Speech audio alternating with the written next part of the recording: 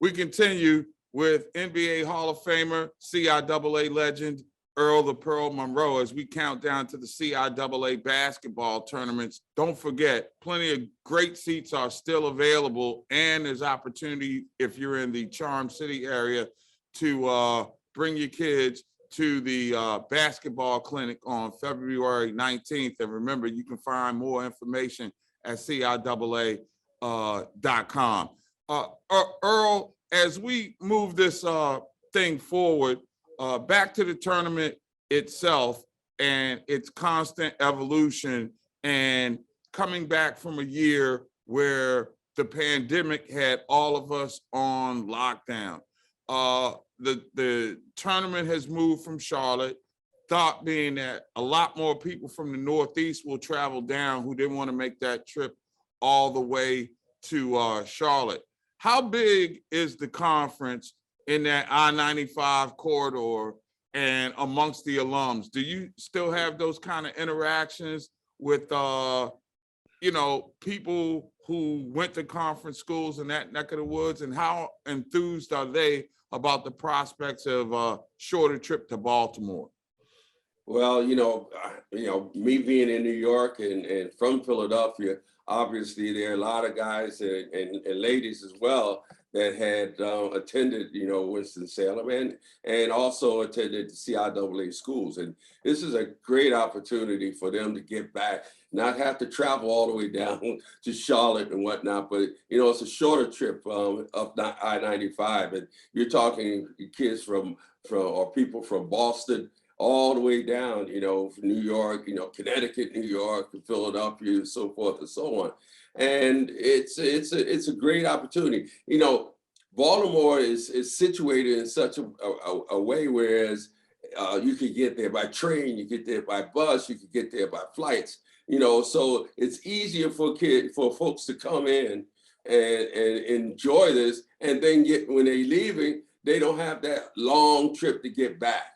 So, it's kind of a godsend to, have it in Baltimore for those people who are not necessarily in the South, but certainly way up in the eastern section of the country. How, a lot of the alums of school, when the tournament gets down and you get to those Friday and Saturday games. All right, my first CIAA tournament that I covered, believe it or not, I sat in Richmond, and it was my honor, privilege, and blessing to sit next to Coach John McClendon and watch a championship CIAA game with him in my right ear. I'll never forget that for the rest of my life. Talk about, this is a guy that's a legend who is as much a part of the AA and basketball as anybody imagine. And his legacy has been dwarfed just a little bit. Can you talk about Coach McClendon, his impact on the game, the father of the fast break, but things that he did to open up the game to African-American players? Well, John McClendon was a very special individual. Excuse me. He, we like to, people like to say, he really learned the game from the guy who invented the game, James Naismith, as when he went out to Kansas to school.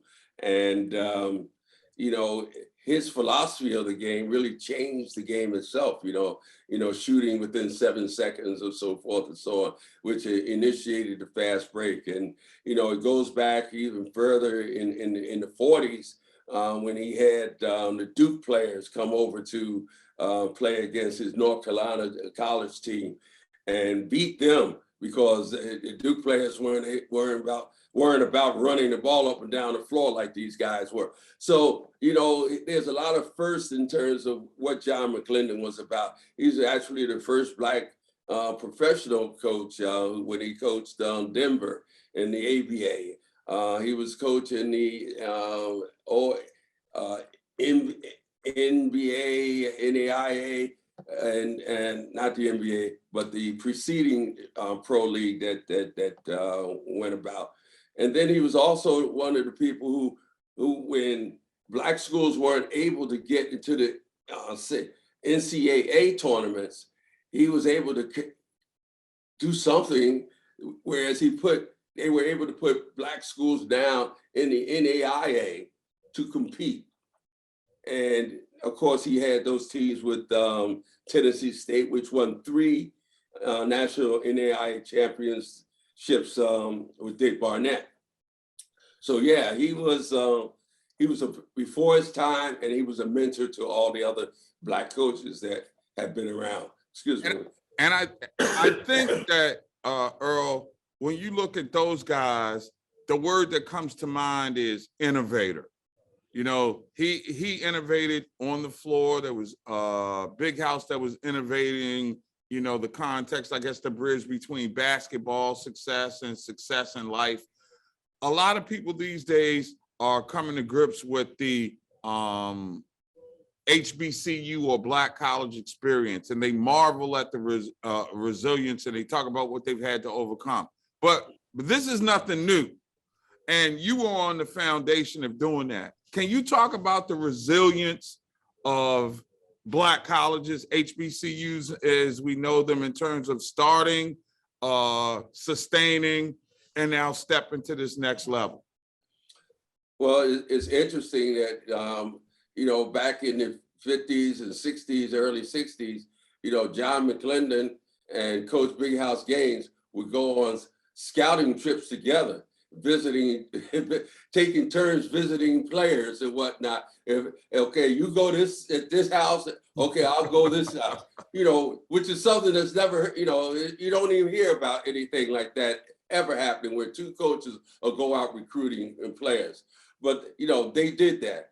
And one of the things that, you know, is really remarkable is the fact that once the white schools started to take Black players, then there was another whole section of things that had to be done, because now how do you recruit your own players, so to speak, now that they're able to go every place else?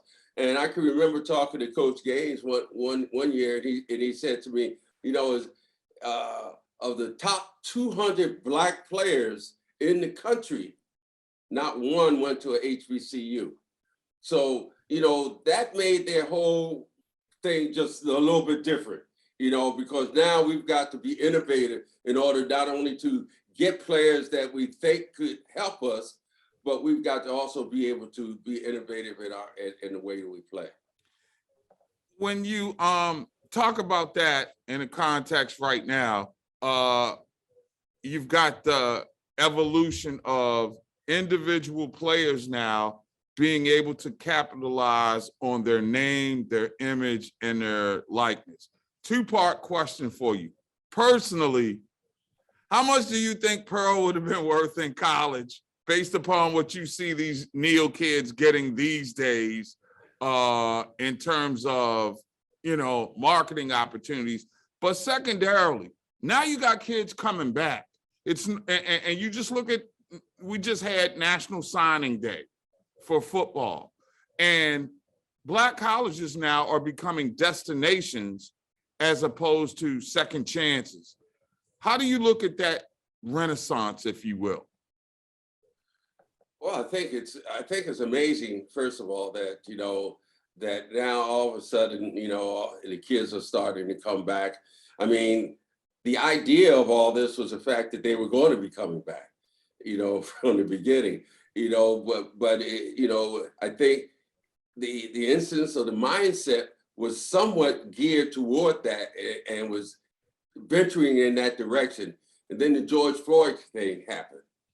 And I think that really turned and you know, kind of accelerated everything.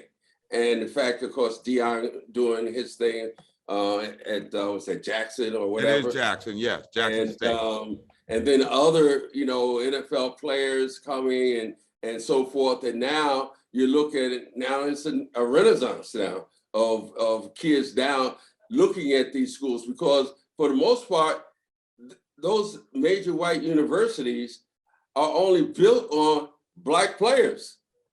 So why not build HBCUs on Black players? Because that's where we came from. So hopefully, that trend will keep on going. And also in terms of what I would be worth in today's market, who knows?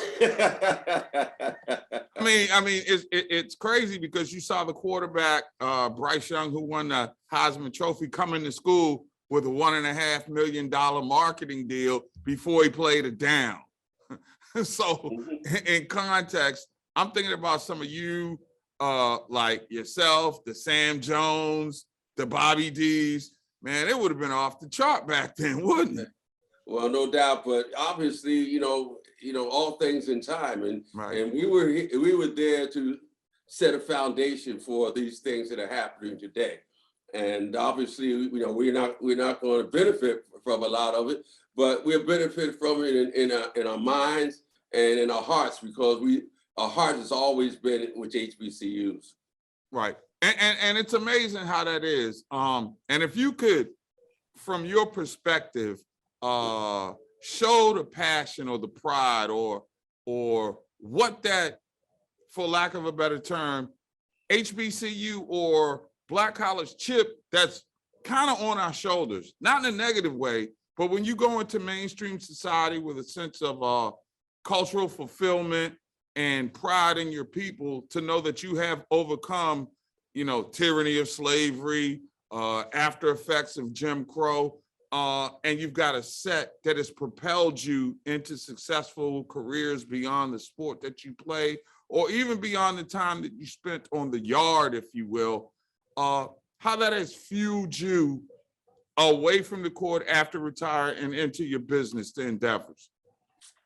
Well, the first thing, I think you have to, again, know who you are and what you do and what you do. Things, you have to, everything is a plan. You have to plot a course. You have to know where you're going, what you want to do. Sometimes you go down that path. Sometimes you veer off that path, but you got to have some type of destination in terms of knowing where you want to get to. And I think that, for me, I've always been involved in entertainment, it seems like. My father, he sang and danced with Bessie Smith. So, it's always been in my, genes, I guess, that it was always going to be entertainment. So I dealt with entertainment. I went to recording companies, publishing companies. I've had all those type of things. Right now we're trying to do another movie and whatnot. I've done the Black Magic, which is the Right. We won a Peabody Award for documentary for that, and we also did Basketball Love Story, which was a 20-hour piece on HBO. So that I always felt, because my game was entertaining, that was the direction in which but obviously other people think differently. And that's the way, of the world. So, you have to think in terms of where you want to go, plot a course toward that, and try and stay on course. A lot of us get knocked off the course and whatnot, but we still got to move forward. Who does Earl Monroe like in this generation? Do you have a favorite player? I won't ask to compare anybody to you, because I don't think that there was. There's some people who break the mold, some people set the mold, and then there are people who is a mold onto themselves. And I look at you in the latter. So is there a player right now that you enjoy watching more than anybody else? It's not like one player that I enjoy watching. If I turn a game on, I'm looking at the game and I see who's what. And if I like what they're doing, I watch them. In terms of the NBA, obviously I like a Kevin Durant. I like obviously LeBron James. Those are just obvious guys.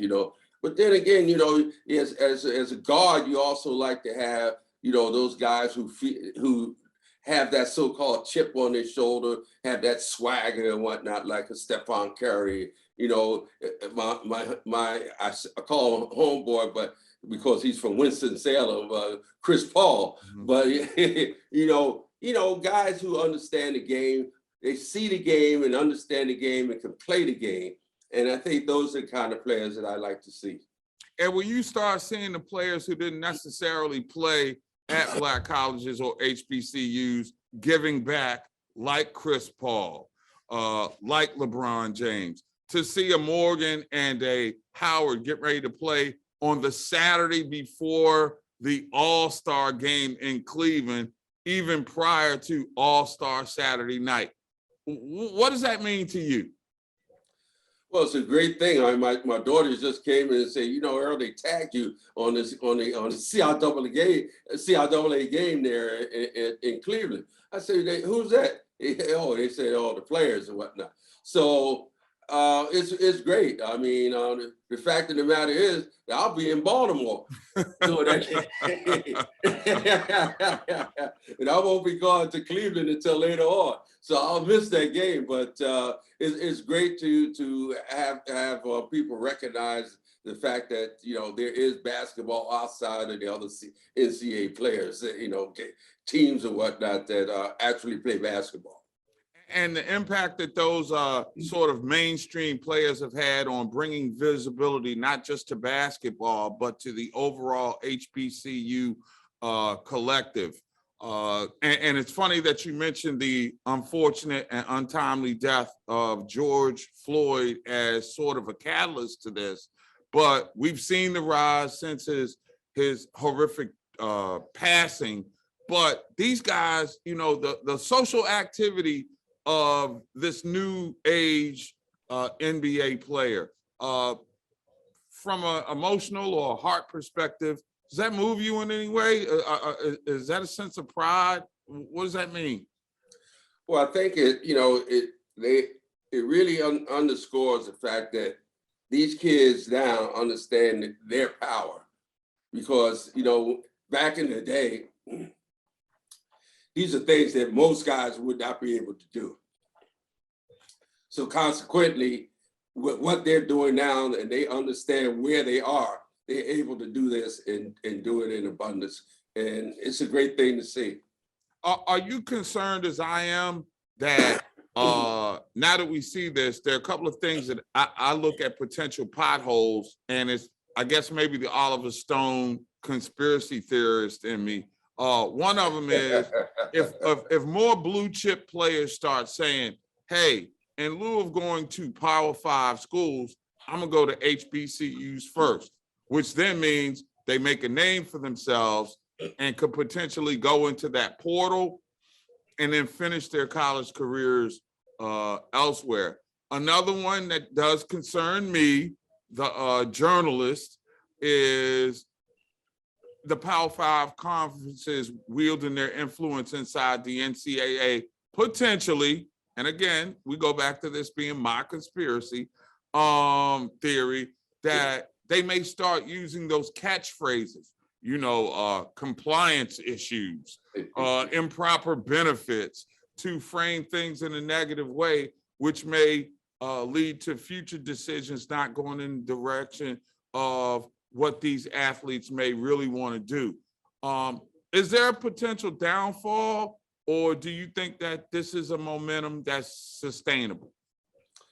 Well, I'm hoping that this is a sustainable instance, and I think that you know, one of the things that kids don't understand is the fact that if you could play, they're gonna find you. You know, so I mean, I'm a perfect example.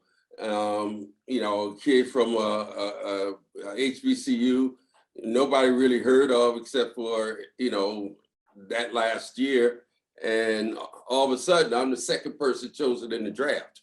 So they will find you, you know. So, and I always thought about, you know, the fact that, you know, kids would get together and say, okay, we're all going to go at this HBCU. You know, just like the guys are from Michigan back in the day. Fab Five, yeah. Fab Five. You know, if you did that, you know, obviously, if you go someplace, people, they're going to know who you are. They're going to know who you are, and they're going to be out there scouting you. You know, so you're not going to lose anything in that regard. Before I let you go, I'd be remiss if I didn't ask this of the, you know, heartbroken, downtrodden New York Knicks fan nation, when you look at them right now, how tough of a challenge is it to watch and in a town that just loves the Knicks? And I had a couple of reporters in particular, Bob Ryan of the Boston Globe being one of them, that framed it to me when I worked at ESPN. He said, you know something, in football, you've either got Giant fan or Jet fan. In baseball, you got Yankee fan or Met fan. But in New York, God bless the Nets, this is still everybody's team being the Knicks. Okay, so how tough is it to watch them struggle? Well, it's like I was at a dinner a few years ago, and Mike Mussina, the pitcher for the Yankees, Oriole first. also played for Baltimore, didn't he? Yes, he was an Oriole first. Yeah, and I'm a baseball guy, so me too. So, so I was, after he spoke about being whatever, a Yankee and whatnot, and then I got up and my words were like, I know that the Yankees are doing this and so forth and so on, but New York is not happening unless the Knicks are happening. And it brought a standing ovation. So that's exactly how people feel about the Knicks here in New York. And unfortunately, that it's been a big drought. I mean, obviously, in terms of championship, they haven't won a championship since 1973. But at the same time, they're diehard Knicks fans and got a glimpse of last year of maybe having a team and had big expectations for this year. But so far this year, they haven't really played up to expectations. But they've got a nucleus of guys. I think this year that their chemistry is not the same as it was last year. But, it remains to be seen what happens. This is just the middle of the season, so we'll see what they can do, if they can make the playoffs at least. That's the incomparable Earl the Pearl Monroe, boys and girls, CIAA for life. And you really can't spell the legacy without the CIAA, without Pearl in the middle of it. And Mr. Monroe, I'm so happy to have a chance to talk to you again. I look forward to doing it again, because I remember sitting next to you the day of the announcement, and it was almost like Christmas Day for you in Baltimore when it was announced that it was coming back to a building that you played in. And once again, before I let you go, can you talk about the clinic? Because we want to make sure as many people not only grow from the basketball experience, but the things away from the game that you and Bob Dandridge will be imparting on them. Well, Bob and I will be doing a real question and answer session with these kids and whatnot. But, the Baltimore, the local coaches and whatnot, they'll be doing, training and skills competitions and things of that nature. And it's going to be at the UA House there in Baltimore. The great thing about it is they're going to have 200 high schoolers and middle schoolers. So that's also good. But I think the thing in a nutshell, I mean, this is the first time that the CIAA has been in Baltimore since 1952.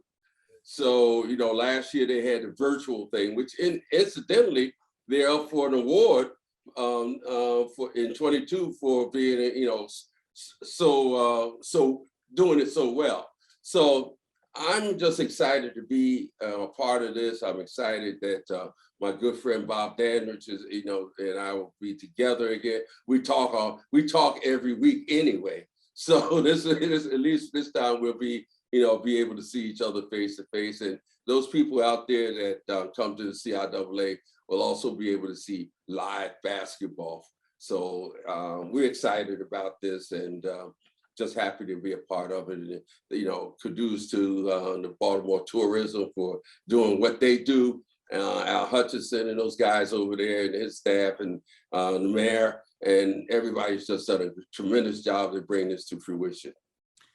I recently had to come to grips with the fact that at 55, I am an OG. But for those of us who are from Gen X, who remember the great days of the NBA gone by, You're one of our faves. We're so glad that we had an opportunity to spend some time with you on the HBCU Sports Nation. And I can't wait to see you in Charm City. There'll be some crab cakes. There'll be some great basketball. And, you know, just to be able to soak up the history around you guys, man.